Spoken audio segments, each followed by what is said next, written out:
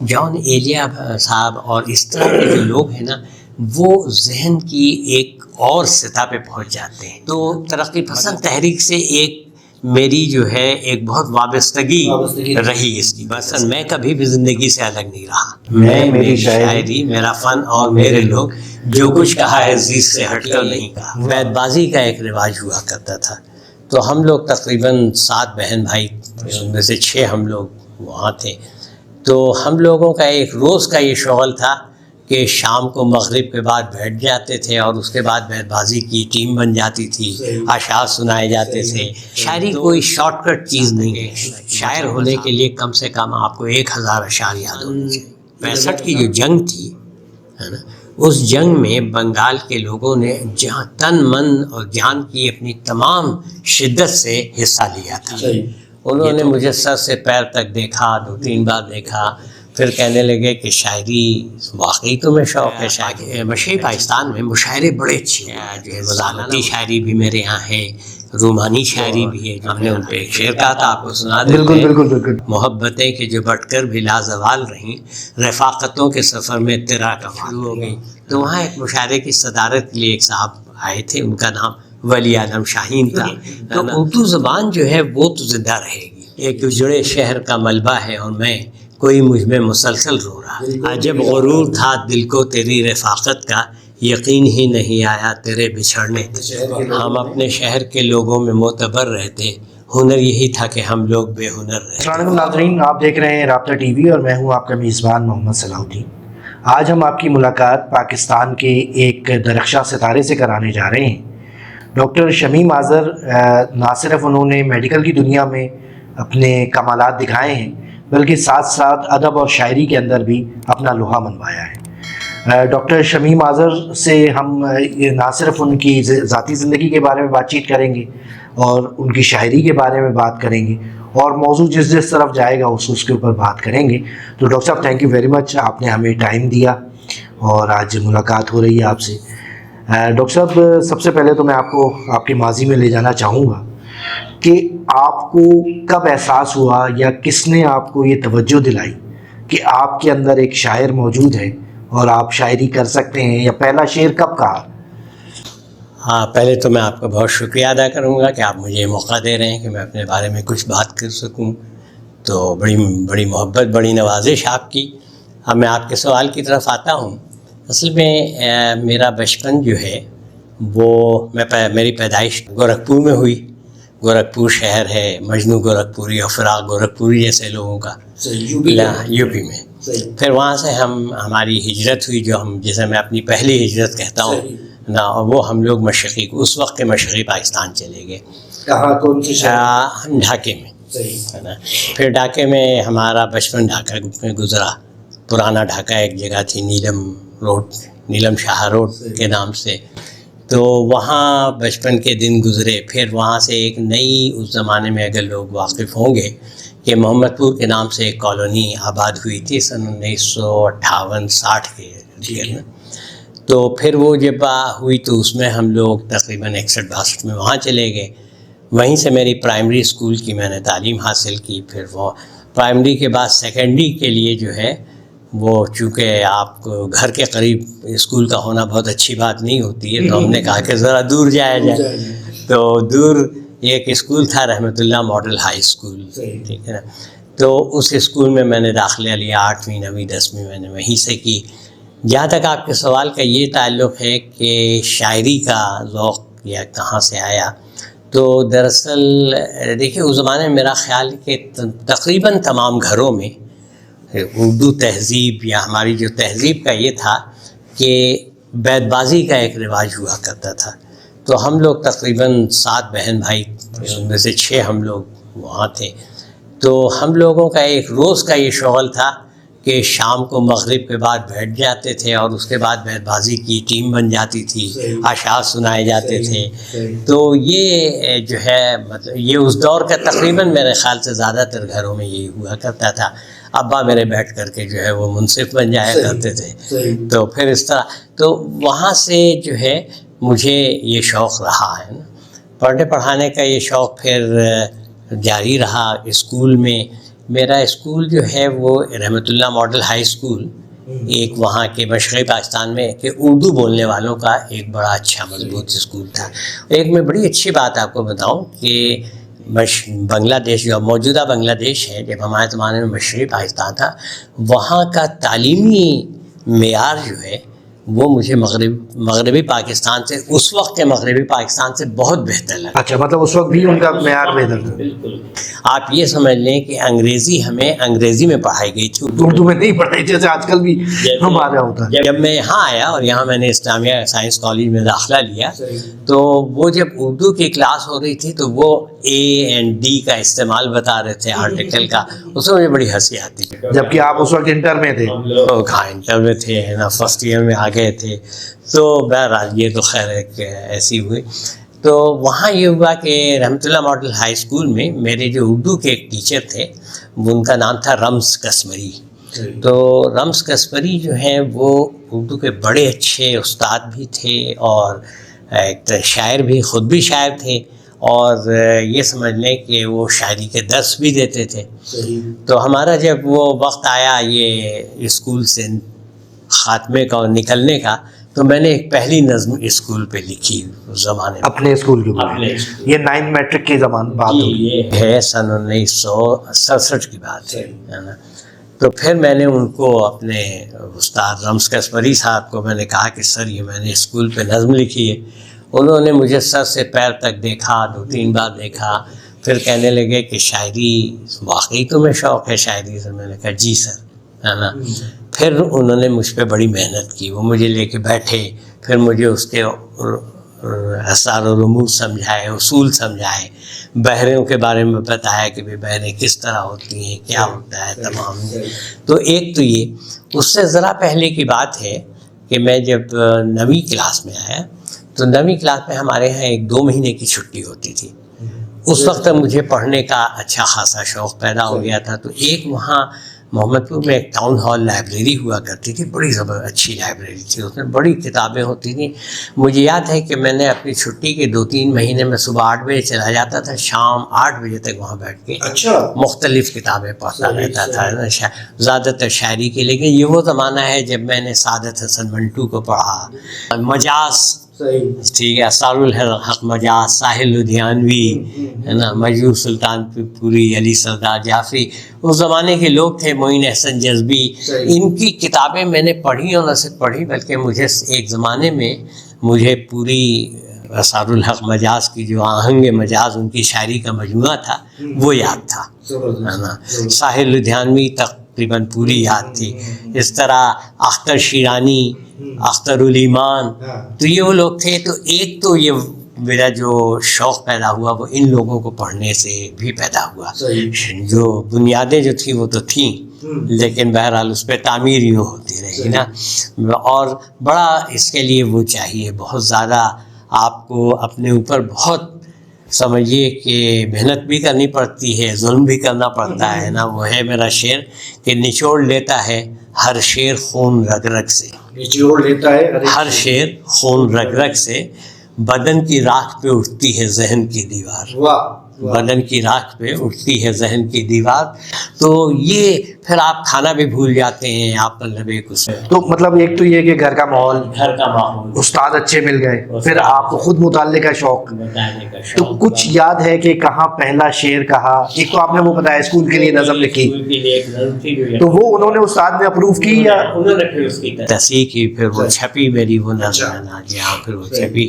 تو بہرحال لیکن وہ ایک بہت بنیادی سی نظم تھی جو کسی بھی شاعر کی پہلی چیز ہوتی ہے. پھر اس کے بعد جو ہے یہ شعر جب میں پھر یہاں ہوا یہ کہ 1968 میں جب میٹرک کرنے کے بعد میرے بڑے بھائی کا یہاں تبادلہ ہو گیا تھا 66 میں، تو کراچی آ گئے، میں بھی کراچی آ گیا. تو اس وقت سے جو ہے یہ فال سے بہت پہلے کی بات ہے، 3-4 سال پہلے ہی، آپ 4 سال پہلے کی بات ہے. تو پھر یہاں اسلامیہ کالج میں مجھے ایک بہت اچھا ماحول ملا. اسلامیہ کالج اس زمانے کا اسلامیہ کالج ایک بڑا اچھا کالج تھا. حالانکہ اور بھی کالجز تھے، مثلا ڈی جے کالج وغیرہ وغیرہ، لیکن پتہ نہیں میں نے ان کالجوں کو کبھی زیادہ کریڈٹ نہیں دیا. اس کی وجہ یہ ہے کہ ڈی جے کالج اور آدم جی سائنس کالج، ان میں جو داخلے ملتے تھے وہ 100% جو ٹاپ فرسٹ کلاس والوں کو ملتے تھے، اور جب رزلٹ آتا تھا تو 70% سے زیادہ نہیں ہوتا تھا، باقی 30% کا کیریئر یہ خراب کر دیتے تھے، ہے نا۔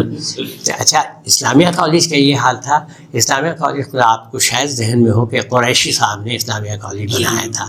قریشی صاحب خود تعلیم یافتہ نہیں تھے، ہے نا، اور اس زمانے میں قریشی صاحب کو بچوں کو تعلیم کا اس قدر شوق تھا کہ وہ کہتے تھے کہ کوئی بھی اسٹوڈنٹ جو یہاں اسلامیہ کالج میں فرسٹ ڈویژن وغیرہ میں آئے اس کو فری، اس کی تعلیم فری ہوتی تھی۔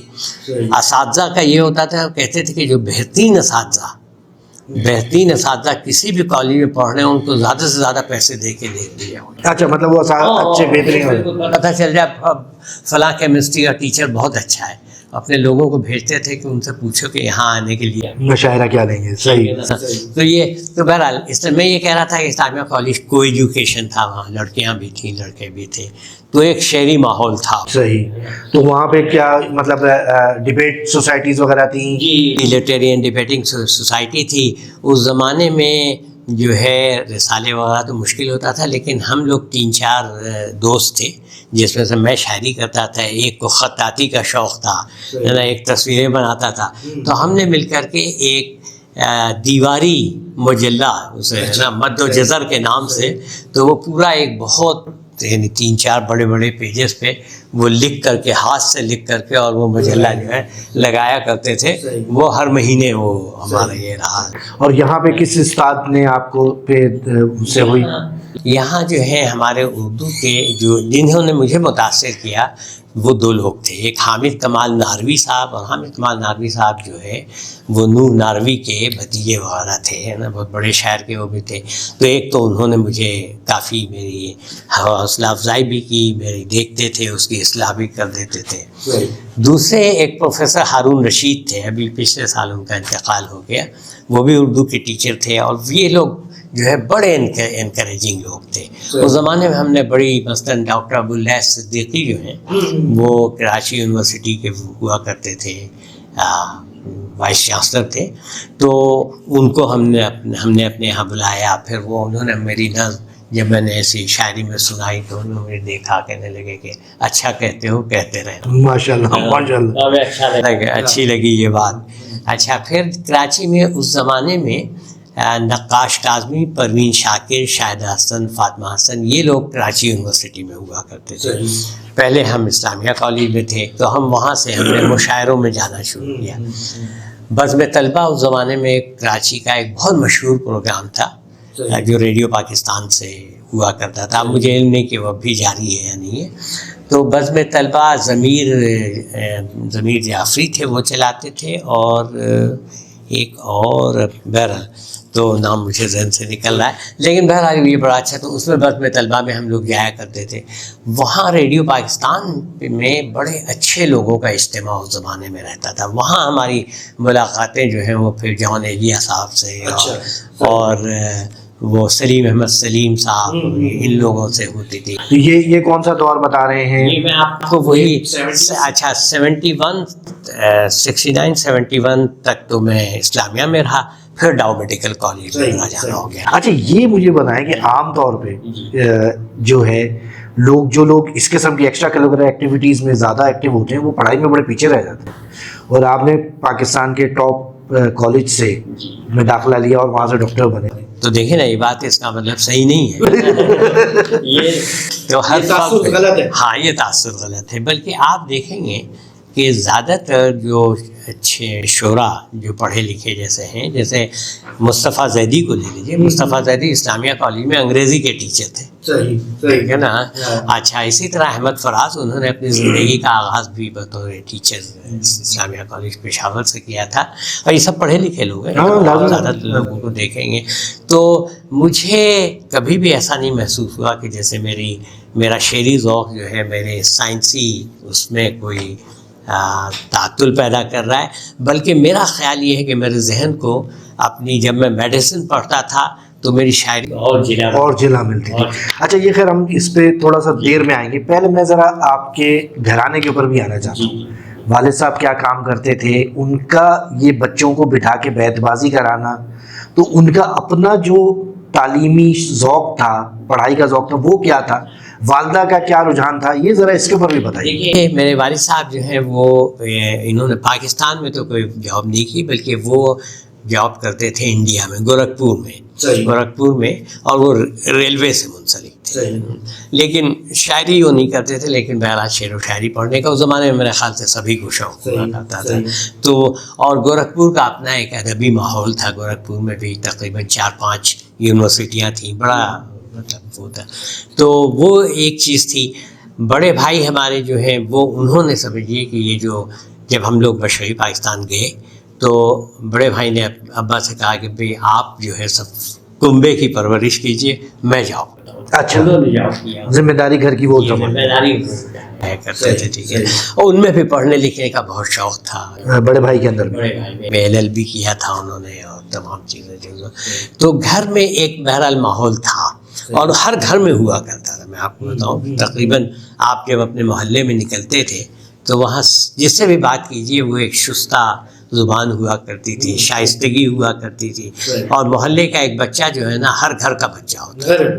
صحیح، یہ تو سر 80s تک رہا، پھر اس کے بعد ہی یعنی اس بچے کو کوئی بگڑنے نہیں دیتا تھا، اور ہمارا حال یہ تھا کہ اگر ہمیں محلے کے کوئی بزرگ نے اگر ڈانٹ دیا ہو تو ہماری ہمت نہیں ہوتی تھی تو اس کے ادھر تو دوبارہ ڈانٹ پڑے گی۔ اچھا انہوں نے تمہیں ڈانٹا ہے ضرور۔ والدہ کا کیا رویہ تھا اس والدہ جو ہے نہیں، والدہ کا شاعری سے کوئی تعلق نہیں تھا، بلکہ لیکن وہ انکریج کرتی تھی، گھریلو تعلیم تھی ان کی، تو ان کو زیادہ اس کا شوق نہیں تھا اپنا۔ لیکن یہ ہے کہ ظاہر ہے انہوں نے کبھی میرے والدین نے کبھی کوئی ایسی رکاوٹ نہیں ڈالی کہ جی شاعری مت کرو، یہ کرو، نہیں، وہ بس کہتے تھے بھائی ٹھیک ہے۔ ہاں سر، میں یہ کہہ رہا تھا کہ آپ نے اپنی جوانی جو ہے وہ ہمارے مشرقی پاکستان میں گزاری، جوانی لڑکپن کے لیے میٹرک تو آپ نے وہیں سے کیا نا؟ میٹرک وہیں سے کیا، تو اس زمانے کے اندر کیا وہاں کی کیا صورتحال تھی؟ کیا اردو اسپیکنگ اور بنگالی اسپیکنگ آپس میں ان کی کیا میل جول تھا؟ اور یہ جو تاثر ہے کہ وہ لوگ پہلے دن سے الگ ہونا چاہتے تھے، کہ اگر آپ اس کے اوپر بھی کچھ بات کرنا چاہیں۔ بالکل، بڑا اچھا سوال ہے آپ کا، اور میں یقیناً اس پہ بولنا چاہتا ہوں۔ دیکھیے میں آپ کو بتاؤں کہ سن 65 کی جو جنگ تھی ہے نا، اس جنگ میں بنگال کے لوگوں نے جہاں تن من اور جان کی اپنی تمام شدت سے حصہ لیا تھا۔ یہ تو مطلب ایک تاریخی حقیقت ہے۔ اچھا، ہمیں جو ہے ہمارے بنگالی دوست بھی تھے محلے میں بھی، کھیل کے دوران ہے نا، اور اس میں لیکن کہیں ہمیں یہ احساس نہیں ہوتا تھا اس وقت تک، میں 66-67 کی بات کرتا ہوں، جہاں یہ اندازہ ہو کہ ایک دن یہ سب کچھ ہو جائے گا۔ تو ان سے ہمارے بہت اچھے تعلقات تھے، بات چیت بھی رہتی تھی، بنگلہ بھی ہم لوگ وہ مطلب اتنی اچھی مجھے بنگالی نہیں آتی تھی، لیکن ہم کچھ بول لیتے، سمجھ لیتے تھے ہے نا، وہ ان کو اردو بلکہ ہم سے اچھی آتی تھی اکثر لوگوں کو، تو کہیں نفرت کا کوئی احساس یا یہ گمان نہیں تھا کہ ایک ایسا وقت آئے گا۔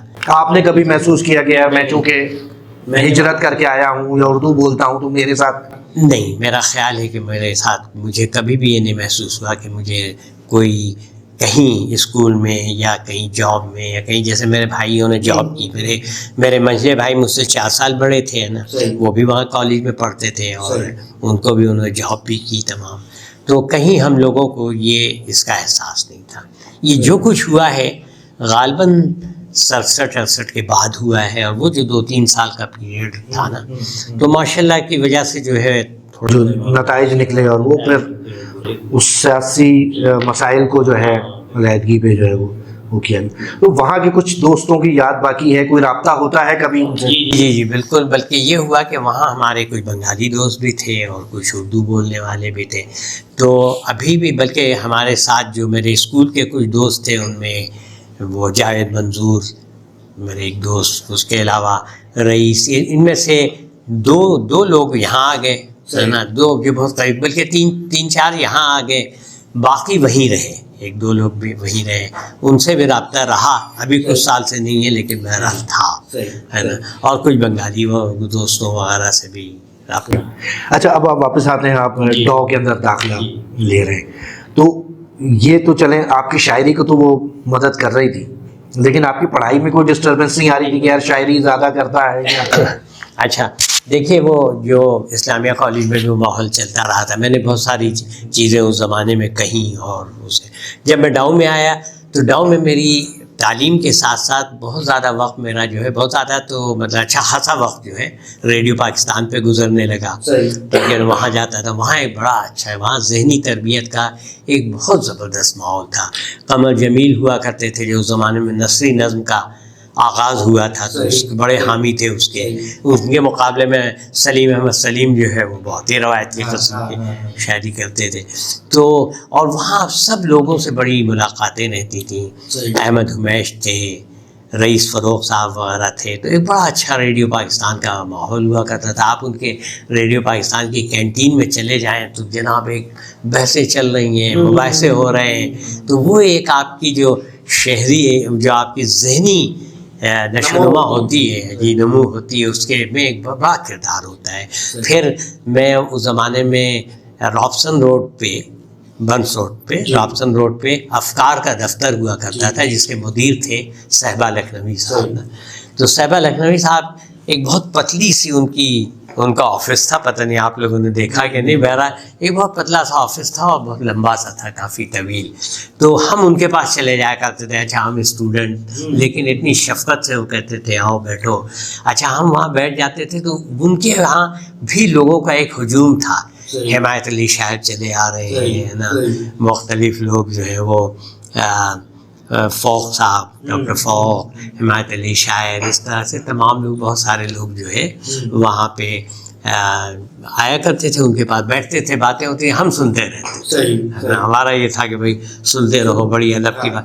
اچھا یہ وہ زمانہ تھا جب اس وقت تک ترقی پسند ادب کا بھی بڑا رہا. ہاں یہ بھی بڑا امپورٹنٹ دور تھا. بالکل. تو اس میں آپ کا رجحان میرا جو بچپن ہے نا، یعنی جہاں سے میرے ذہن کو، اور میں نے جن لوگوں کو پڑھا وہ بیشتر ترقی پسند ادب کے لوگ سے متعلق لوگ تھے. جیسے مجاز وغیرہ یہ سب لوگ، مجاز، مجنون سلطان پوری، علی سردار جعفری، یہ سب لوگ ترقی پسند تحریک کے بڑے لوگ تھے نا. تو ترقی پسند تحریک سے ایک میری جو ہے ایک بہت وابستگی رہی اس کی وجہ سے، ہے نا.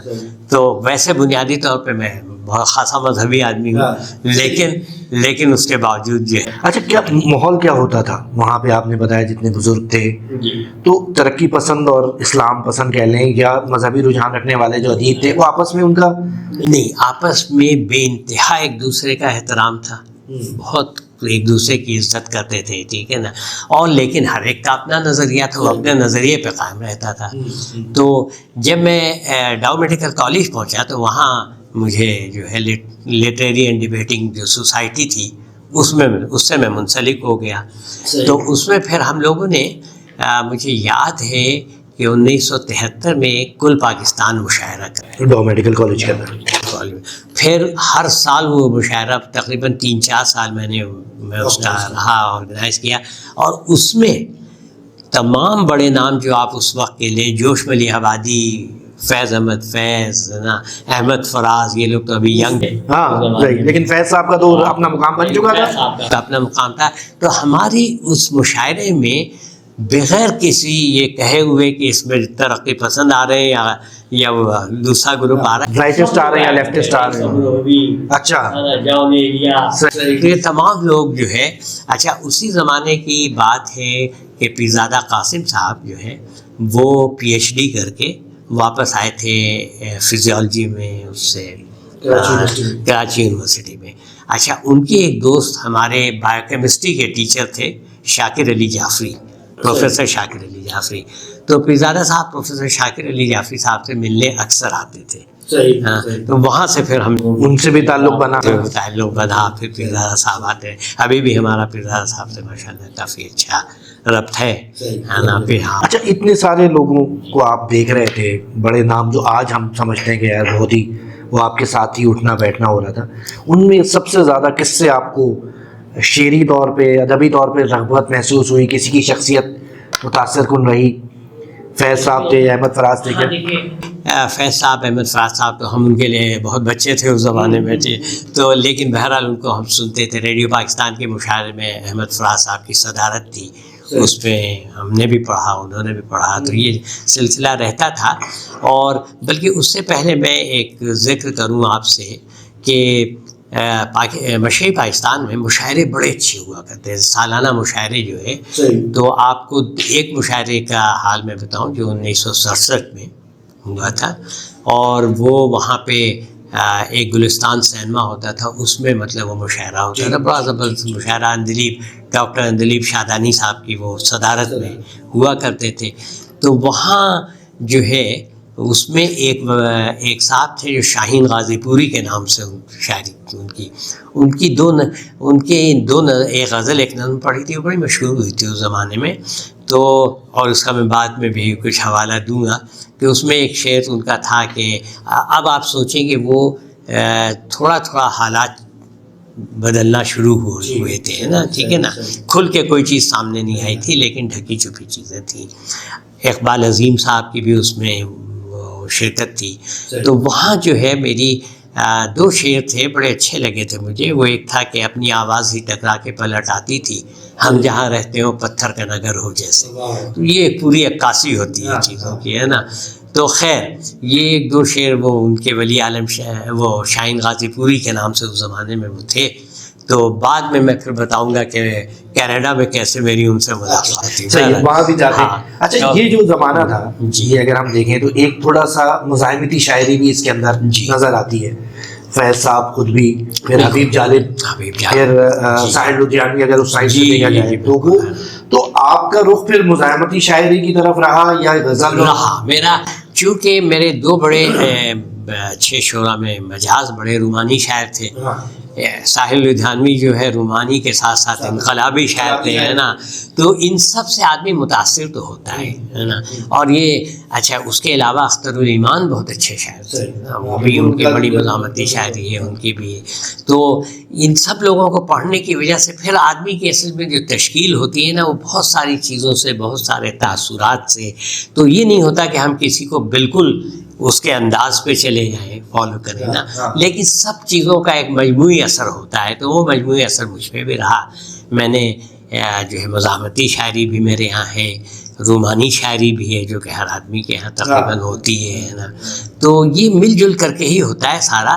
اور عام طور سے یہی ہوتا ہے کہ آدمی چیزوں کو پڑھتا ہے، اس سے تاثرات قبول کرتا ہے، اور پھر اس کے اپنے اندر سے ایک چیز نکلتی ہے. اور جو ہر شاعر کے اپنے اندر سے جو چیز نکلتی ہے وہ اس کی پہچان بنتی ہے، اس کی پہچان بنتی ہے. اچھا جب ڈو میں 4-5 سال آپ نے لگائے، ڈاکٹر بنے، رزلٹ کیسا آیا؟ اچھا میں آپ کو بتاتا ہوں، ٹھیک ہے نا. اس سے پہلے دیکھیں میں آپ کو کہ میں نے میٹرک کیا تھا کامرس سے. اچھا جی میں نے میٹرک کامرس سے کیا تھا. اسلامیہ کالج میں جب میں آیا تو میرے چونکہ اچھے مارکس تھے تو مجھے جو ہے وہ سائنس مل گیا. اس زمانے میں اجازت تھی؟ اس زمانے میں اجازت تھی، خاص طور پہ اسلامیہ کالج میں ایسی کوئی ریسٹرکشن نہیں تھی، ہے نا. اور چونکہ وہاں دیکھیے ڈھاکے میں کوئی ڈویژن آنا جو ہے نا وہ بہت بڑی چیز سمجھی جاتی تھی. تو پھر جو ہے میں نے سائنس لے لیا. اب میں اپنے آپ کو یہ بتا رہا ہوں کہ جو جد و جہد ہوتی ہے انسان کی، ہے نا. اچھا مجھے کسی نے نہیں کہا تھا کہ ڈاکٹر بنو، یہ میری اپنی وہ تھی، ورنہ لوگوں کو جو ہے خاندان کا دباؤ ہوتا ہے، یہ ہوتا ہے. ہاں ایسا کچھ نہیں تھا. میرے ابا کہتے تھے یار بس پڑھ لکھ لو، ہے نا، ٹھیک ہے تو پڑھو ضرور، ہے نا، تو کچھ بھی پڑھ لو. تو پھر ہماری جو ہے وہ یعنی سائنس میں نے تو ایٹم کا بھی پتہ نہیں تھا، وہاں سے شروع کی تھی کیمسٹری. ہاں انٹر میں آ کے تو ہماری جو ہے وہ 2nd ڈویژن آئی. 2nd ڈویژن پہ ڈاؤ میں داخلہ نہیں ملتا تھا، ہے نا.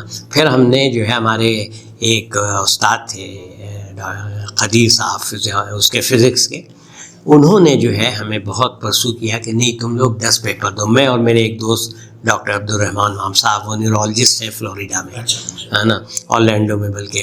تو ہم دونوں کو انہوں نے کہا کہ نہیں تم لوگ ریپیٹ کرو اور 1st ڈویژن لاؤ. ہم نے ریپیٹ کیا، 10 پیپر ایک ساتھ دیے اور ہم دونوں کی 1st ڈویژن آئی. اور 1st ڈویژن بھی اس طرح آئی کہ اس زمانے میں ڈاؤ میں کراچی کی جو میڈیکل کی سیٹس تھیں وہ 99 ہوا کرتی تھیں. تو میرا نمبر اس میں جو ہے 21واں تھا میرٹ میں، ہے نا. میرے دوست جو تھے ان کا 27واں نمبر تھا. ہاں تو ہم دونوں کو بس یہ تھا کہ بس ٹھیک ہے اب داخلہ تو ہو ہی جائے گا. وہ ہو گیا، داخلہ ہو بھی گیا، ہے نا. تو بہرحال تو یہ میں کہہ رہا ہوں کہ آپ کو جدوجہد تو کرنی ہوتی ہے. آپ کا جب ایک آدرش ہوتا ہے، آپ کا جب ایک ایمان ہوتا ہے کہ بھائی مجھے یہ بننا ہے، تو ہمارا یہ تھا کہ بس ہمیں ڈاکٹر بننا ہے. ڈاکٹر بننا ہے. ہاں جب فائنل ہوا تو پھر اس وقت کیا رزلٹ؟ جب فائنل ہوا تو ہم بہت عزت کے ساتھ پاس ہوئے ہیں نا. کوئی کسی کبھی ہمیں 5 سال میں کبھی ہمارا کسی سبجیکٹ میں ہم فیل نہیں ہوئے. ٹھیک ہے نا. اچھا ڈاؤ میں یہ ہوتا ہے کہ وہاں جو ہے موسٹلی آپ کو پاس یا فیل کی کیٹیگری ہوتی تھی، ہے نا، کہ جی آپ پاس ہو گئے فیل ہو گئے تو وہ نہیں ہوتا تھا کہ جی اتنے % مارک کا ہے یہ ہے. ٹھیک ہے نا. اور میں ابھی بھی آپ کو بتاؤں کہ ڈاؤ اس وقت کراچی یونیورسٹی میں منسلک تھا اور ہمارے امتحان وغیرہ سب کراچی یونیورسٹی میں ہوتے تھے، اور بہت مطلب کوئی نقل کا امکان نہیں ہوتا تھا، کوئی زمانے پہ تصور نہیں تھا. اور میں آپ کو بتاؤں کہ کراچی یونیورسٹی کی یہ عزت ہے کہ میں نے میگل یونیورسٹی مونٹریال میں نے 4 سال پڑھایا ہے. ٹھیک ہے. تو جی انیٹمی کی میں تعلیم دیتا تھا وہاں، ان کو بھی بتاؤں گا. تو ایک بار میں نے دیکھا کہ وہاں ایک کرائٹیریا دیکھا کہ وہاں جو ہندوستان کے طلبہ آتے تھے ان کو 70% پہ داخلہ دیتے تھے، اور کراچی یونیورسٹی والوں کو 60% پہ، ہے نا، 60% پہ. تو میں نے جا کے پوچھا اس ایڈمیشن والوں سے کہ یہ کراچی یونیورسٹی والوں کو 60% پہ کیسے مل رہا ہے مطلب ہندوستان. انہوں نے کہا no you don't know doctor Khan. وہ مجھے ڈاکٹر خان کہتے ہیں. You don't know doctor Khan. Karachi university they don't pass students. If somebody is passed from there, we have no issues. تو یہ تاثر تھا کراچی یونیورسٹی کے بارے میں نا. تو بہرحال پھر ہم نے ڈاؤ سے بہت عزت کے ساتھ بغیر کسی فیل ہوئے، ہے نا. لیکن ہوا کیا، 2 چیزیں ہوئیں. ہمارا داخلہ 1971 دسمبر میں ہو گیا تھا، لیکن دسمبر 1971 میں سانحہ مشرق پاکستان کی وجہ سے سب کچھ بند ہو گیا. تو ہمارا داخلہ، ہماری کلاسز دیر سے شروع ہوئیں 72 میں. پھر معاملہ صحیح چاہ رہا تھا کہ بھٹو صاحب کے خلاف تحریک شروع ہو گئی 77 کی، اس سے پورے 1 سال بند رہا معاملہ، ہے نا. تو ہماری ڈگری پہ وہ جو مارک شیٹ ہوا کرتی تھی، مارک شیٹ پہ لکھا جاتا تھا کہ admitted in 1971, passed in 1978 without failing. ٹھیک ہے نا. ہاں یہ اس میں جو ہے خاص ٹاپک ہے. باہر جب وہ جاتے تھے وہ پوچھتے تھے کہ بھائی اتنے سال، تو یہ وجہ تھی. تو بہرحال ہمیں کوئی کہیں رکاوٹ نہیں ہوئی. پروفیسر شاکر علی جعفری ہمارے بایو کیمسٹری کے ٹیچر، شاعری سے ان کو بہت شوق تھا، ادب سے بڑا شوق تھا ان کا، اور لٹریری ڈبیٹنگ سوسائٹی کو وہ باقاعدہ اس کی نگرانی کیا کرتے تھے، اس کو انکریج کیا کرتے تھے. ان کو پتہ تھا کہ شمیم آذر شاعر ہے نا. ہاں اور وہ بہت مجھے بڑا مطلب بچوں کی طرح جو ہے مجھے اپنا محبت دیتے تھے. بلکہ ایک بار میں نے ان سے کہا کہ سر مجھے ہاسٹل چاہیے، ہے نا. تو کہنے لگے نہیں ہاسٹل تو سب باہر والوں کے لیے، مطلب بلوچستان والوں کے لیے، اس کے لیے تم تو یہیں رہتے ہو کراچی میں. میں نے کہا سر میں تو کراچی میں رہتا ہوں لیکن میں ہاسٹل میں نہیں رہوں گا تو نہ میری شاعری چل پائے گی نہ تعلیم چل پائے گی. اچھا یہ سارا ایریا تو وہی تھا ڈاؤ میڈیکل سے تھوڑے سے فاصلے پہ ریڈیو پاکستان، اور پھر یہ سب جبھی تو وہاں جا کر کے ڈاؤ جا کر کے میری یہ سب چیزیں میرے حلقہ پہنچ میں آ جاتی تھی. ٹھیک ہے نا.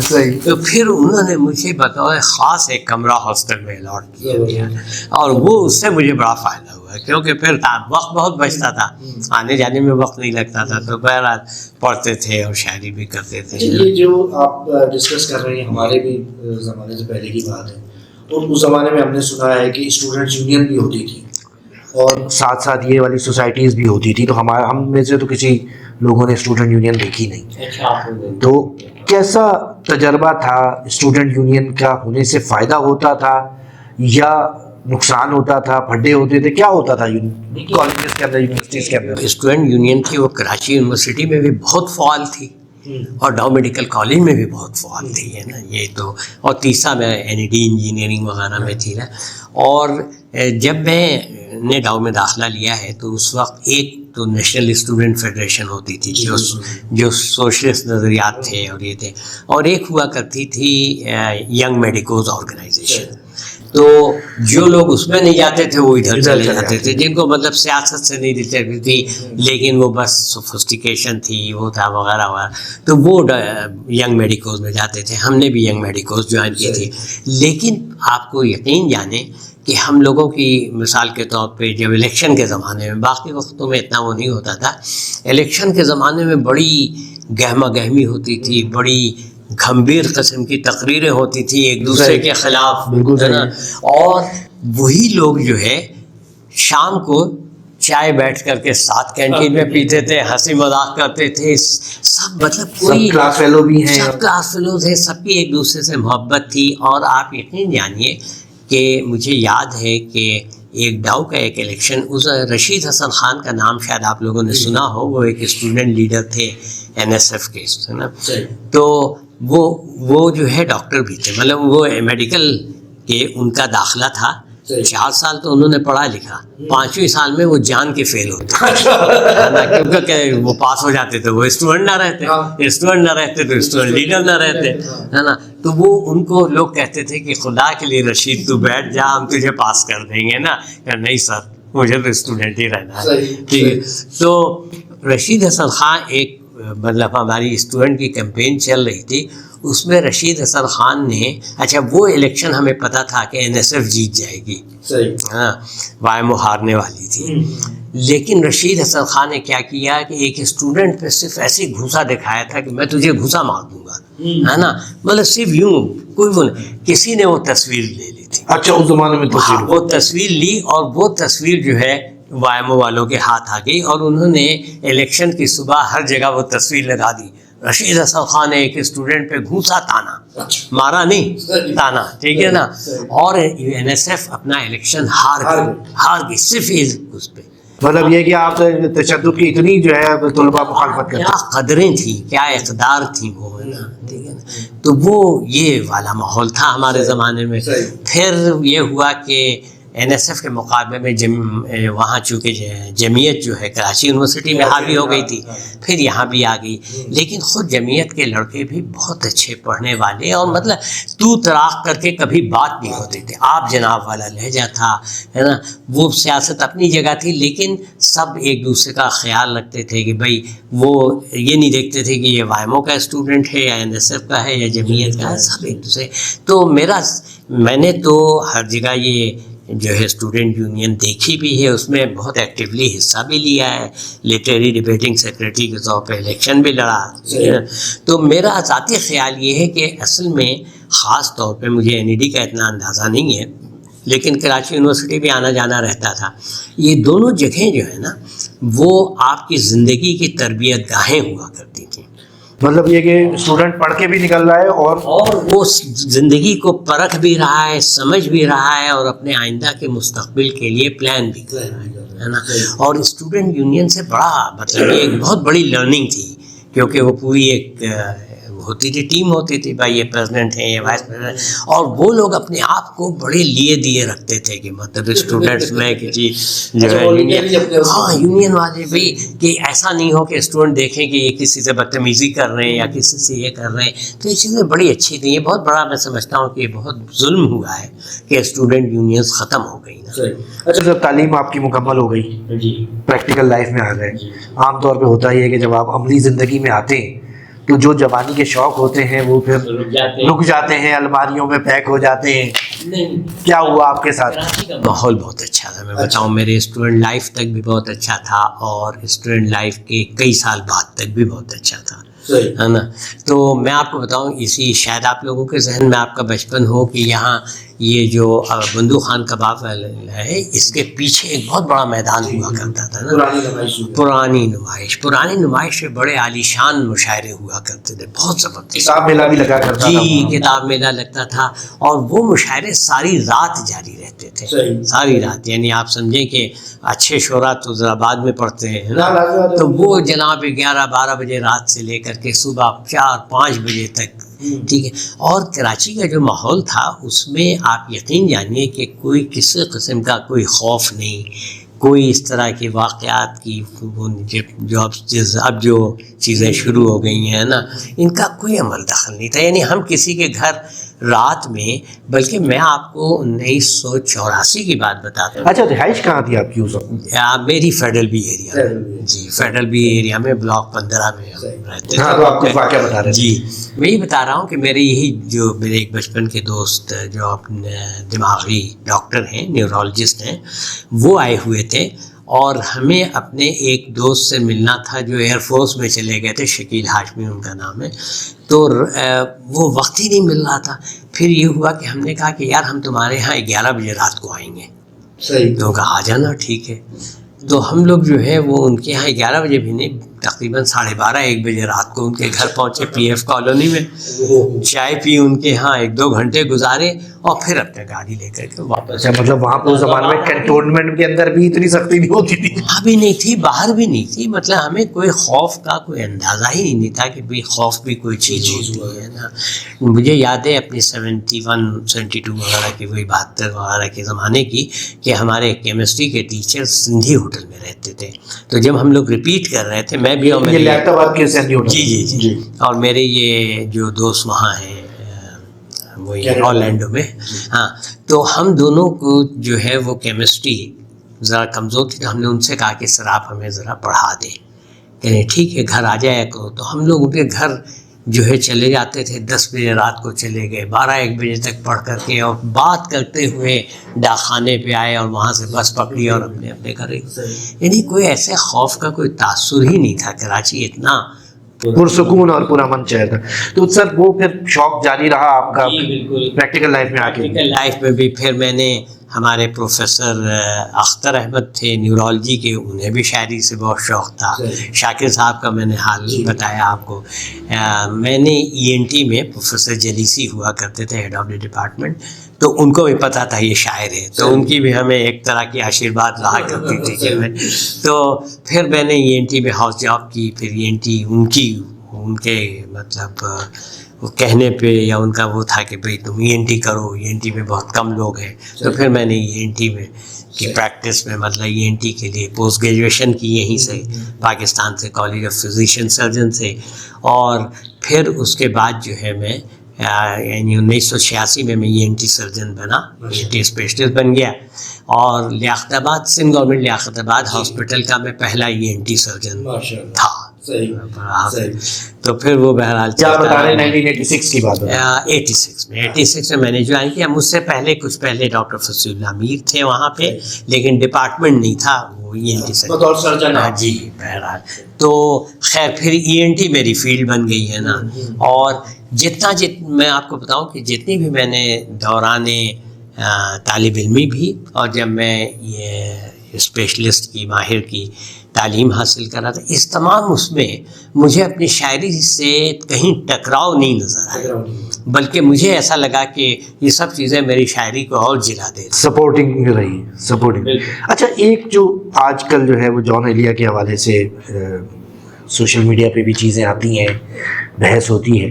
ان کا خیال تھا کہ یار شاعر جو ہے نا شاعر ہوتا ہے، اس کو نہ بجلی کے بلوں کی فکر ہونی چاہیے، نہ ٹیلی فون کے بلوں کی فکر ہونی چاہیے. اور ان کے گھر والے کہتے تھے کہ بھائی تھوڑا کچھ کما کے بھی لاؤ. یہ بیلنس کیسے رکھنا چاہیے یا نہیں رکھنا چاہیے، یا واقعی ایک تخلیقی آدمی کو ان سارے جھنجھٹوں سے آزاد ہونا چاہیے؟ یہ اس پہ آپ کی کیا رائے ہے؟ میں یہ انسان کی جو فطرت ہے نا، یہ مختلف انسان کی مختلف فطرتیں ہوتی ہیں، طبیعتیں ہوتی ہیں، ہے نا. اور جان بھائی جو ہے نا، جان ایک اصل میں میرا خیال ہے کہ ہمارے یہاں جو شعراء ہیں خاص طور پہ، اور جو ادبی لوگ ہیں، ان میں سمجھیے کہ شراب وغیرہ کا رواج رہا ہے. جان بھائی کا بھی پتہ ہے کہ بہت زیادہ پیتے تھے وہ، ہے نا. تو وہ میرا خیال ہے یہ لوگ جو ہے اصل میں جان ایلیا صاحب اور اس طرح کے جو لوگ ہیں نا، وہ ذہن کی ایک اور سطح پہ پہنچ جاتے ہیں نا. مطلب وہ ایک ایسی سطح ہوتی ہے جہاں سے ان کو ساری دنیا بہت چھوٹی اور عجیب لگنے لگتی ہے نا. تو جان ایلیا ان لوگوں میں شامل تھے. بہرحال بہت پڑھے لیکن کیا مطلب یہ بات درست ہے کہ تخلیقی آدمی کو ان جھنجھٹوں سے دور رہنا چاہیے، یا یہ دیکھیے کرنے میں تخلیقات ہو سکتی ہیں؟ میرا خیال یہ ہے کہ دور تو نہیں رہنا چاہیے، لیکن دور رہنے کا ایک فطری عمل ہے اور ایک کوئی مطلب سوچا سمجھا مقصد ہے، سوچا سمجھا نہیں ہونا چاہیے، ٹھیک ہے نا. لیکن مثلاً میں کبھی بھی زندگی سے الگ نہیں رہا، ہے نا.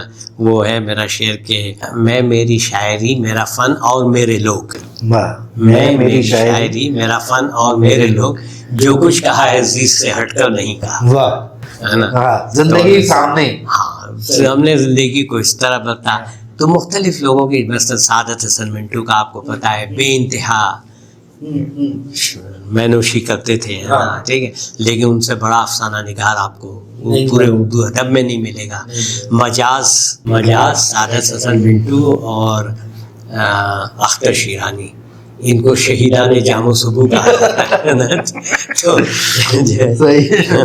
تو یہ بہرحال لیکن یہ بڑے لوگ تھے، بڑے شعراء. تو یہ جو جام و صبو والے لوگ تھے وہ مشاعرے میں الگ بیٹھے ہوتے تھے یا آپ لوگ؟ نہیں، بطور انسان یہ سب مطلب بہت اچھے انسان تھے کرتے تھے نا. تو میل ملاقات میں بڑی ہمارے ساتھ بہت مشفقانہ رویہ ان کا جون صاحب کا بھی ہوا کرتا تھا. عبید اللہ علیم ہمارے زمانے میں تھے یہاں پر کراچی میں، ہے نا. رئیس امروہی صاحب تھے، ٹھیک ہے. اطہر نفیس بڑے اچھے شاعر تھے اس زمانے. حمایت علی شاعر سروب بنکوی، حمایت علی شاعر صاحب سے ہمارا بڑا رابطہ رہا، بڑا واسطہ رہا. بلکہ جب وہ وہاں رہتے تھے اس میں ڈرک کالونی میں رہتے تھے نا، تو ہم ان کے گھر بھی جایا کرتے تھے اکثر. تو بہت اچھا ہوتا. سروب بنکوی ہوا کرتے تھے. میں یہ گزارش کروں گا کہ آپ پھر اس کے بعد ملائیشیا چلے گئے. ملائیشیا جانے کی کیا وہ رہی؟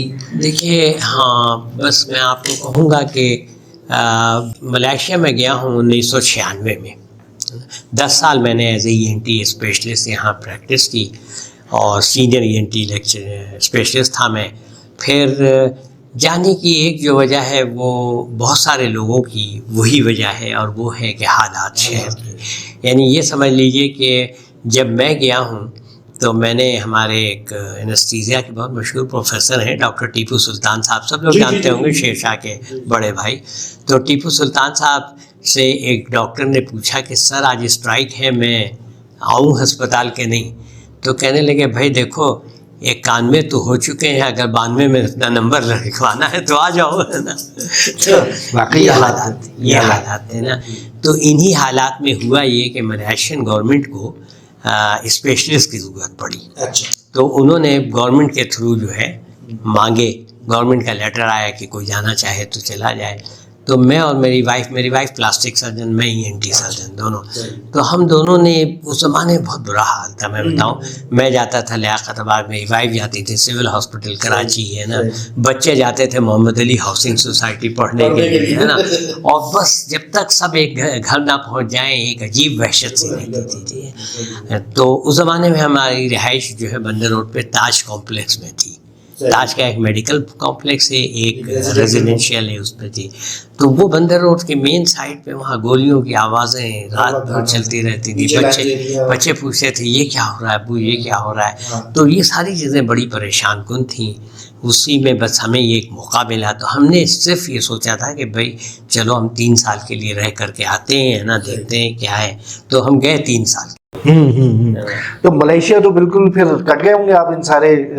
یہ ملائیشیا کا جو میرا دور گزرا ہے یہ اس لحاظ سے میں کہتا تو پھر بھی رہا، کبھی بھی یہ نہیں ہوا کہ میری شاعری رکی ہو. اور میں نے زیادہ تر اپنی شاعری میں جو میرا مجموعہ ہے خواب اندیشے میں، وہ میں نے اس کی تاریخ بھی لکھی ہوئی ہے کہ بھائی کب کی. تو آپ دیکھیں گے کہ اس زمانے میں بھی جو میرے 14-15 سال ہم رہے ملائیشیا میں، تو سب اس وقت بھی میری شاعری جاری رہتی تھی. لیکن ملائیشیا میں مشاعروں کا کوئی تصور نہیں. میں کبھی چھٹیوں میں آتا تھا کراچی میں تو جو مشاعرے ہو رہے ہوں ان میں پڑھ لیا کرتا تھا. تو یہ رہا وہ میرا خاموشی کا زمانہ تھا. پڑھتا ضرور رہا، پڑھتا رہا، کہتا رہا اور محنت کرتا رہا وہاں اپنے آپ کو.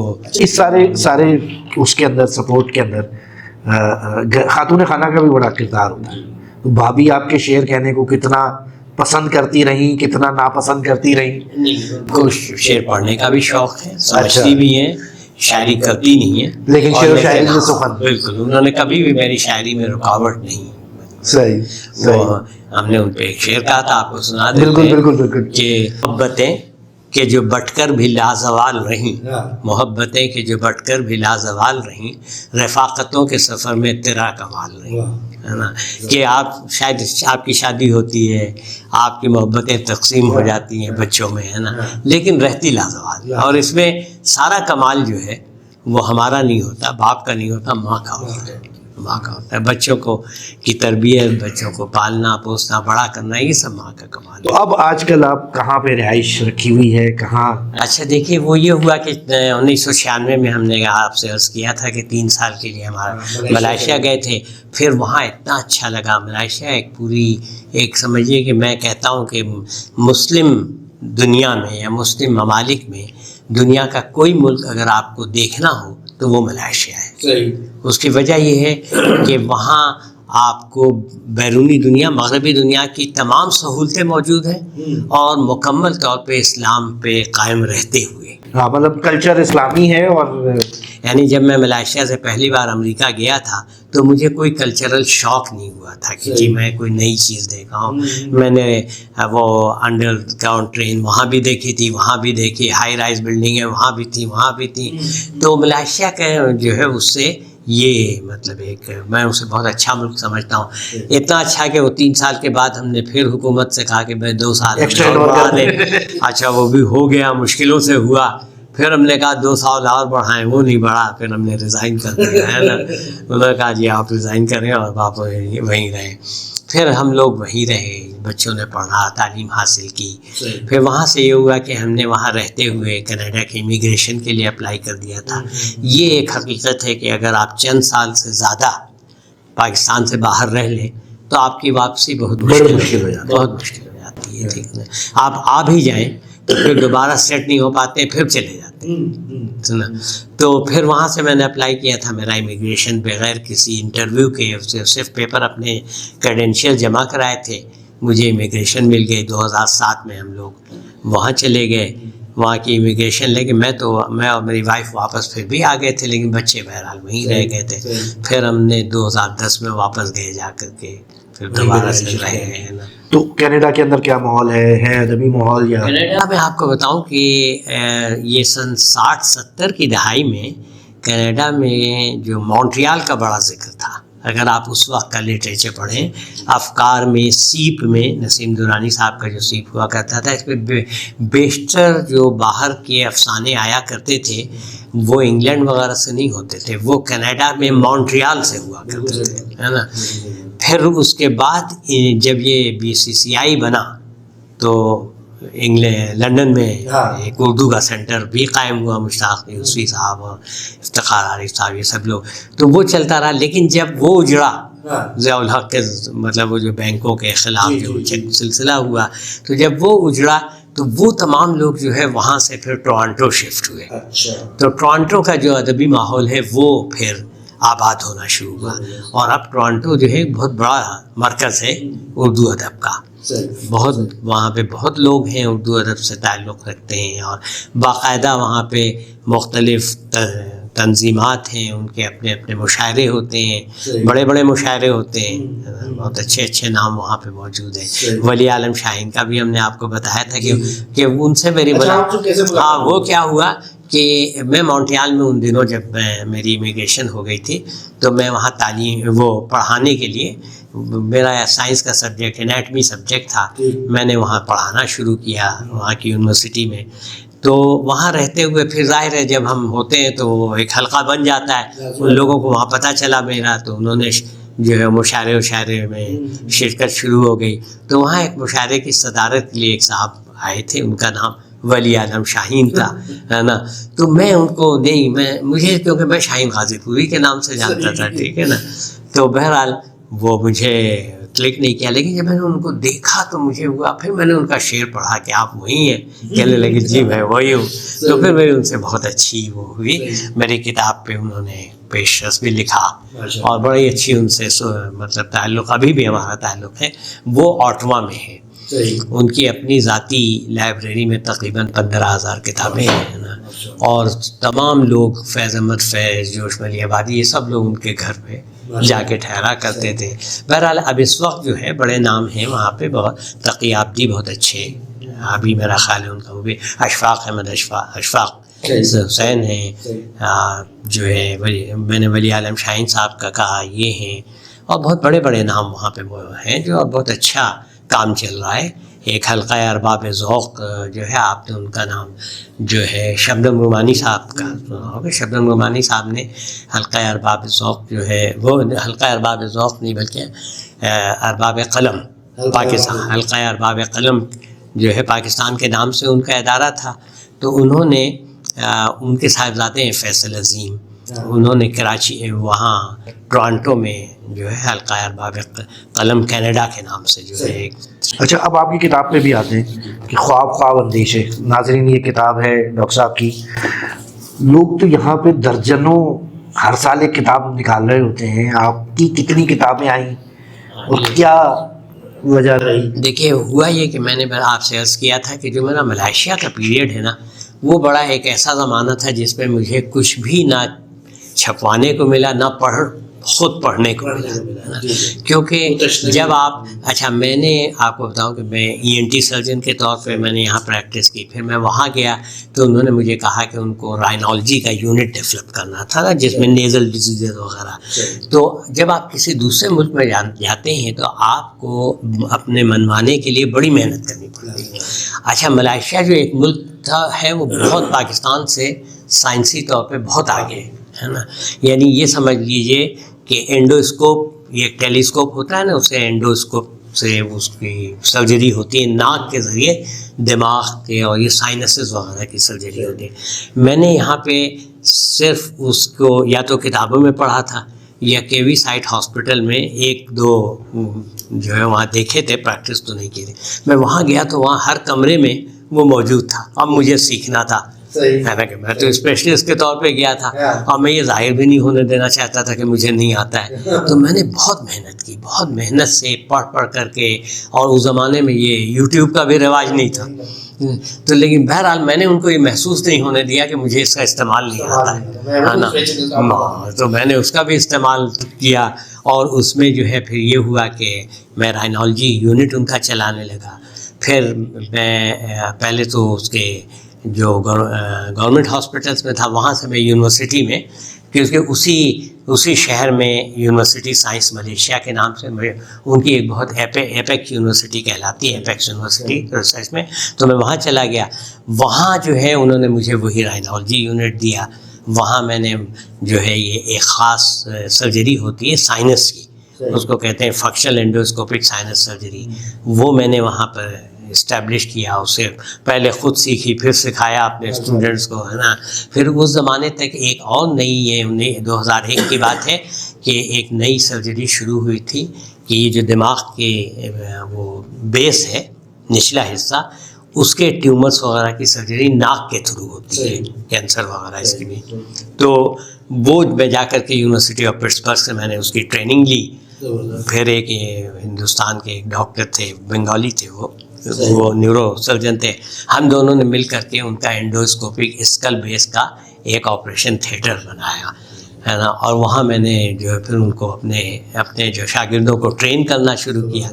آنے سے پہلے جو ہے میں نے اپنے 3 ایسے شاگردوں کو ٹرین کر دیا تھا جو میری جگہ لے سکتے تھے ہے نا. اور میں آپ کو بات بتاؤں تو بلکہ اس کتاب سے پہلے میں آپ کو بتاؤں کہ میں نے ایک سائنس پہ جو ہے انڈوسکوپک اسکل بیس سرجری پہ کتاب چھاپی، جو اسکل بیس سرجری کی پائنیئر کتابوں میں ہے. اس کا ہے کہ وہ انڈوسکوپک اپروچز آف ایکسپینڈیڈ انڈونیزل سرجری ہے نا. تو بہرحال وہ میری کتاب جو ہے پبلش ہوئی تھی، انڈیا سے ہوئی تھی، لیکن وہ ون آف دی پائنیئر بک میں شامل ہے نا. تو بہرحال خیر یہ سب تو باتیں تھیں. ہاں، آپ کہہ رہے تو میں یہ بتا رہا تھا کہ میں یہ کتاب اس لیے نہیں شامل اپنی کوئی کتاب چھپا سکا کہ 1912 تک تو میں ان چکروں میں بہت زیادہ لگا ہوا تھا، 12 تک. پھر مجھے جب وقت ملا تو اس کے بعد میں نے اس پہ کام شروع کیا. حالانکہ سب لوگ بیچارے، پیزادہ قاسم صاحب سے میرے بہت اچھے تعلقات تھے، بلکہ ملائیشیا میں پیرزادہ قاسم صاحب وائس چانسلر کانفرنس میں آئے تھے، زبردست. ہے نا، اور ایک وائس چانسلر سارے مسلم ملکوں کی وائس چانسلرس کی کانفرنس تھی. جو وہ کراچی یونیورسٹی وائس چانسلر. جی، تو وہ یہاں سے آئے تھے، بلکہ ان کا بہت لیڈنگ رول تھا، اور پیرزادہ صاحب کی بڑی وہاں عزت و احترام، بڑا لوگ ان کو سننے کے لیے آتے تھے. تو وہاں ہمارے ایک اور اردو سے مطلب ایک پروفیسر ممتاز الدین احمد تھے، جو قاسم صاحب، پیرزادہ قاسم صاحب کو بھی بہت اچھی طرح جانتے تھے. تو ہم لوگوں نے پیرزادہ صاحب کے ساتھ ایک شام منائی وہاں پہ، ہے نا. تو وہ شام بھی بڑی پھر مشہور ہوئی وہاں پہ اس طرح. تو بہرحال یہ رہا. تو مجھے وقت نہیں ملا. پھر ہوا یہ کہ جب میں نے مطلب یہ وقت آیا کہ مجھے یہ بلال جو ہیں وہ ایک پکڑے گئے ہمیں جو لکھنے کا کام کرتے تھے، کمپیوٹرائز کرنے کا، ان سے پھر میں نے اس کتاب کی وہ کی تمام جو اس کو کمپوز کیا انہوں نے، ہے نا. اس کے بعد جب میں نے دیکھا تو یہ تقریباً 400 صفحے کی بھی کتاب بن رہی تھی، 400-500 سے زیادہ کی. تو پھر مجھے ولی عالم شاہین صاحب نے مشورہ دیا. انہوں نے کہا کہ دیکھو اب جو ہے موٹی موٹی کتابوں کو پڑھتا نہیں ہے، تو اپنی کتاب کو 150 صفحے سے زیادہ نہ رکھنا، ہے نا. تو لیکن بہرحال میں نے بڑی کوشش کی، مگر وہ ہوتے ہوتے پھر بھی تقریباً 200 کی کتاب بن گئی. تو یہ میری پہلا مجموعہ ہے. میرا دوسرا مجموعہ جو ہے اس پہ کام جاری ہے، وہی کمپیوٹرائز ہو گئی ہے. سب سے مشکل کام جو ہے نا، وہ نہ تو شاعری کرنا ہوتا ہے، نہ کتاب کو مطلب اس کا جو انتخاب ہوتا ہے نا، یہ شعر رکھوں یا وہ شعر نہ رکھوں، یہ بڑا مشکل کام ہے. صحیح، سبھی آپ کے اپنے، سبھی میری اپنی چیزیں ہوتی ہیں. تو وہ مرحلہ بڑا جانکا ہوتا ہے. اچھا، آپ کا تخلص کے اوپر بھی میں بات کروں. جی جی. شمیم آذر، پہلے آپ نے جو ہے وہ رکھا گورکھپور. جی، بہت تھوڑے سے وقت کے لیے. تو آذر کا کیا مطلب ہے اور اس کو کیوں لیا آپ نے؟ اصل میں آذر کا جو بنیادی مقصد تو وہ حضرت ابراہیم کے والد جو بت تراش تھے، ہے نا. شاعری اور بت تراشی میں ایک ہے تو مماثلت تو ہے نا. وہ میرا شعر ہے کہ لوگ تو پوجیں گے خود میرے تراشیدہ خدا، لوگ تو پوجیں گے خود میرے تراشیدہ خدا، کون ہے آذر خدائے فکر و فن دیکھے گا کون، ہے نا. کون ہے آذر خدائے فکر و فن دیکھے گا کون. تنقید کا سامنا نہیں ہوتا ہے. مذہبی لوگوں میں اتنا میں مشہور نہیں ہوں. ہاں یہ کیا. اچھا، اب یہ نام اصل میں یہ ہو گیا کہ میں اب اس آذر سے پیچھا نہیں چھڑا سکتا. اس کی وجہ یہ ہے کہ میری اپنی کلاس کے لوگ اگر آپ ان سے شمیم کہیں تو وہ شاید نہ پہچانیں. ایک اور بھی ہمارے کلاس فیلو شمیم تھے. تو لیکن آپ شمیم آذر کہیں تو میری اپنی کلاس سے لوگ، میرے بعد کے آنے والی 1-2 کلاس کے اور مجھ سے پہلے جانے والے 2-4 کلاس والے مجھے پہچانتے ہیں، سب جانتے ہیں اس نام سے. تو اب یہ میری پہچان بن گیا ہے. اور اس کے پیچھے جو آپ کی سوچ ہے، جی سوچ یہ کہ شاعری میں بھی آپ تراشتے ہیں نا، بت تو نہیں تراشتے لیکن چیزیں تو تراشتے ہیں، یا آپ تخیل یا پیکر تو تراشتے ہیں نا. تو یہ ایک طرح کا سمجھیے کہ شاعرانہ چھوٹی چھوٹی چیزیں جس کے اوپر میں چاہ رہا ہوں کہ آپ کا انپٹ آئے. آج کل جو ہے لوگ بڑی تنقید کرتے ہیں نئے آنے والے شعراء کے اوپر، خصوصاً تہذیب حافظ اور علی زریون کے اوپر، کہ انہوں نے شاعری کو بالکل ہی ایک وہ بنا دیا ہے کہ بالکل عام جملے اور عامیانہ الفاظ اور اس کے حوالے سے. تو کیا نئے شعراء کی کو کیسے آنا چاہیے؟ کیا ان کو شاعری میں کس حد تک عام الفاظ استعمال کرنے چاہیے، کس حد تک نہیں کرنا چاہیے؟ کیا آپ کی کیا؟ دیکھیے، شاعری کے لیے میں آپ کو بتاؤں کہ جو جہاں نثار اختر نے ایک بار کہیں انٹرویو دیتے ہوئے کہا تھا کہ ایک شاعر ہونے کے لیے کم سے کم آپ کو 1000 اشعار یاد ہونے چاہیے. 1000 اشعار کسی اور یاد؟ ہاں، مختلف لوگوں کے ہیں. تو مقصد اس کا یہ ہے کہ شاعری کو پڑھنا ضرور چاہیے، ہے نا. اور آپ کے جب آپ شعر پڑھتے ہیں، یاد رکھتے ہیں، یاد کرتے ہیں، تو آپ کا ایک مزاج بنتا ہے نا. اچھا، شاعری جو ہے بہرحال اللہ تعالیٰ کی دی ہوئی ایک نعمت ہے نا. اب آپ اس کا استعمال کیسے کرتے ہیں؟ اب جہاں تک شاعری کے تجربات کا ہے، میرا خیال ہے تجربات بری چیز نہیں ہے، لیکن شاعری میں چاہے کوئی سی اس کی وہ شکل ہو، چاہے وہ نظم ہو، غزل ہو، نثری نظمیں آئی تھیں، میں نے بھی کہی ہیں نثری نظمیں اس زمانے میں، چونکہ ان کا قمر جمیل صاحب کا ایک بہت حلقہ تھا اور ایک ٹرینڈ ہوتا ہے ایک زمانے کا، تو میں نے بھی نثری نظمیں کہیں نا. لیکن بات یہ ہے کہ آپ کچھ بھی اگر آپ شاعری کے نام پہ کچھ بھی کہہ رہے ہوں تو اس کی شعریت ختم نہیں ہونی چاہیے. پہلی چیز تو یہ ہے نا کہ شاعری کی جو شعریت ہے وہ ایک اپنی بہت حیثیت رکھتی ہے نا، اپنا وزن رکھتی ہے. اچھا، شاعری کے عروض سے شاعری کوئی شارٹ کٹ چیز نہیں ہے نا کہ مطلب بس آپ شاعر ہونا چاہتے ہیں لہٰذا آپ شاعر ہو جائیں، ہے نا. ایسا نہیں ہوتا، ایسا نہیں ہوتا. ایسا کلام جو ہے وہ بھی دیر پا نہیں ہوتا. کئی شاعر آتے ہیں بالکل بہت مشہور ہو جاتے ہیں، اس کے بعد ختم ہو جاتے ہیں، ٹھیک ہے نا. تو وہ جو ہے وہ زیادہ دیر تک وہ تاثر قائم نہیں رہتا نا.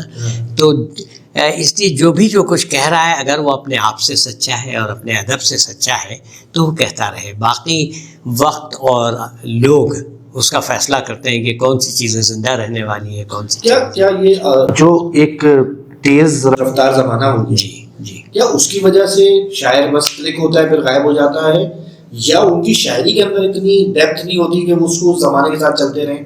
کیا ہوتا ہے؟ میں نے عرض کیا نا کہ شاعری میں جو ہے مطالعے کی بڑی حیثیت ہے نا کہ آپ ادب کو پڑھیں، اور ادب کو صرف شاعری والا ادب نہیں، شاعرانہ ادب نہیں، بلکہ نثر بھی پڑھیں، افسانے بھی پڑھیں. ہاں، یہ تمام چیزیں آپ کا ذہن بناتی ہیں، آپ کی تشکیل کرتی ہیں آپ کے ذہن کی نا. تو یہ سب چیزوں کو پڑھنا بڑا ضروری ہے. بغیر پڑھے ہوئے اگر جو شاعری ہوتی ہے وہ ایک چیز اور، اردو اٹ سیلف خود جو ہے، ہم عام بول چال کے اندر بھی انگریزی زبان کے اتنے الفاظ استعمال کر رہے ہوتے ہیں. بچوں کو بھی ہم دیکھتے ہیں کہ بھائی وہ انگریزی کے ناول پڑھنا آسان محسوس کرتے ہیں، اردو کے مشکل ہو رہے ہیں. اردو کا مستقبل کیا دیکھتے ہیں؟ کیا واقعی اردو رہے گی تو اردو ادب بھی رہے گا، شاعری بھی رہے گی؟ ہے اردو کا، دیکھیے جو اردو زبان ہے نا وہ اس میں بڑی وسعت ہے، اور کسی زبان کے زندہ رہنے کی جو یعنی زندہ جو زبان رہ سکتی ہے وہ وہی ہوتی ہے جو دوسری زبانوں کے الفاظ کو اپنے اندر بڑی آسانی سے جذب کر لیتی ہے، اور اردو میں یہ پوری صلاحیت ہے نا. مثال کے طور پہ آپ دیکھیں نا، پریسیڈنٹ اب لگتا ہے کہ اردو ہی کا لفظ ہے. تو اس طرح کی جتنی بہت ساری چیزیں لیجیے، تو اردو زبان جو ہے وہ تو زندہ رہے گی، اس کے ختم ہونے کے اس کا کوئی خطرہ نہیں ہے کہ یہ زبان ختم ہو جائے گی، ہے نا. اب مثال کے طور پہ دیکھیے کہ اب اردو جو ہے صرف پاکستان یا ہندوستان کی زبان نہیں ہے، اب اردو کینیڈا امریکہ کی بھی زبان ہے. وہاں بھی لوگ جو ہے اردو کی شاعری پہ، اردو کے افسانوں پہ، اردو کی اس پہ کر رہے ہیں. وہاں کی جو تیسری نسل ہے وہ ابھی فی الحال تو یہ محسوس ہوتا ہے کہ جیسے اردو سے دور ہو رہی ہے نا، لیکن وہاں پہ بہت سے فورم اس پہ کام کر رہے ہیں اور وہ اس پہ کر رہے ہیں کہ کس طریقے سے اردو کو مثال کے طور پہ نہیں ارباب قلم ہے نا، تو یہ جو ہے یہ انہوں نے مکالمے شروع کیے ہیں نا. تو مکالموں میں جو ہے ایک وہ انگریزی کے شعراء اور اردو کے شعراء کا مکالمہ بھی ایک پروگرام ہونے والا ہے، ابھی ہوگا، ہے نا. تو یہ جو ہے نا یہ ہمیں ضرورت ہے. مثال کے طور پہ وہاں بھی جو کینیڈا کی لٹریری سوسائٹی ہے، ادبی سوسائٹی، اس میں کافی لوگ ہیں جو اس کے ممبر ہیں، ہے نا، اور وہ جو ہے وہاں جو ہے وہ چھاپ بھی رہے ہیں، اپنی چیزیں بھی چھپا رہے ہیں.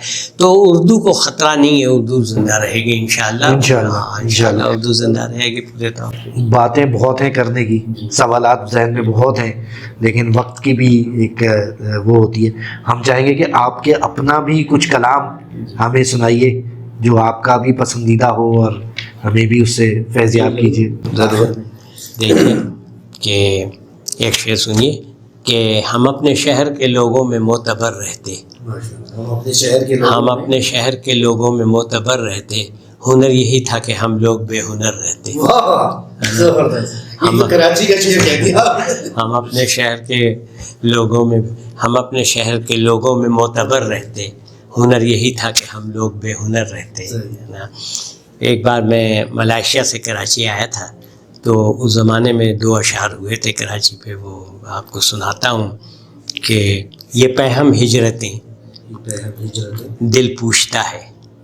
یہ پہم ہجرتیں آپ نے دیکھیں، ہم نے تو بہت ہجرتیں کی ہیں، تو یہ پہم ہجرتیں دل پوچھتا ہے کہاں تک درد کا یہ سلسلہ ہے، کہاں تک درد کا یہ سلسلہ ہے.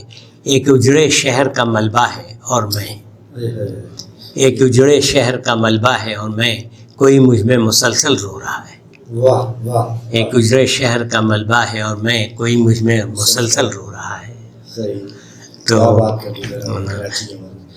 ایک جی ہاں غزل سنیے کہ ہمیں ملال تھا لیکن تیرے بچھڑنے تک، ہمیں ملال تھا لیکن تیرے بچھڑنے تک، سنبھالتے رہے ہر چیز گھر اجڑنے تک.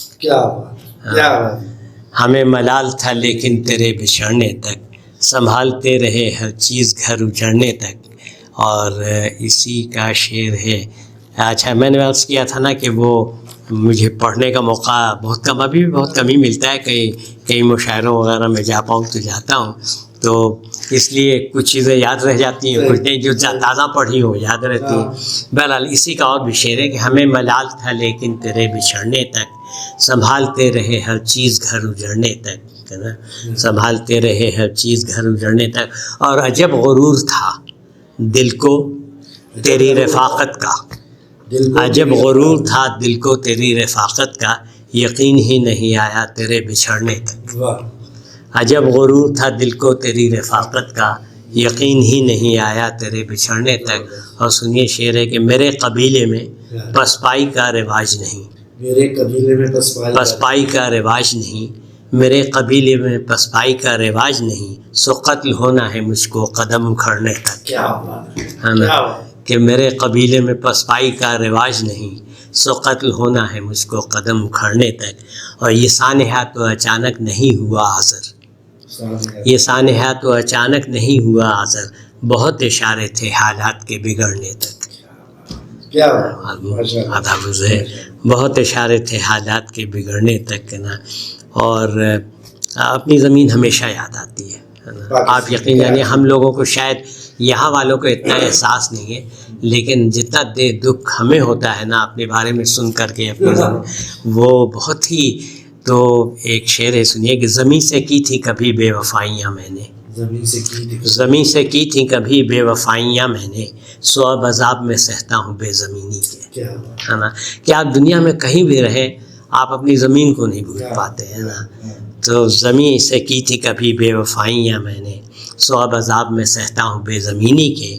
اور جو زخم تیرے نہ تھے وہ تو بھر دیے تو نے، جو زخم تیرے نہ تھے وہ تو بھر دیے تو نے، مگر وہ زخم جو ہیں تیری ہم نشینی کے، مگر وہ زخم جو ہے تیری ہم نشینی کے. اور ہزار لہجے میں تیرے ہے اعتماد کی دھوپ، ہزار لہجے میں تیرے ہے اعتماد کی دھوپ، مگر یہ سائے سے آنکھوں میں بے یقینی کے، مگر یہ سائے سے آنکھوں میں بے یقینی کے.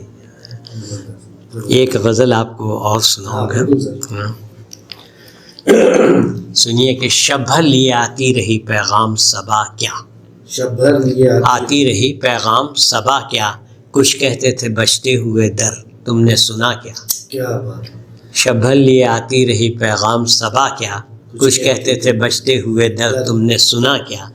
اور شعر سنیے کہ جس خواب کی خواہش میں گنوا دی گئی آنکھیں، جس خواب کی خواہش میں گنوا دی گئی آنکھیں، جس خواب کی خواہش میں گنوا دی گئی آنکھیں، اس خواب کا حاصل ہوا وحشت کے سوا کیا.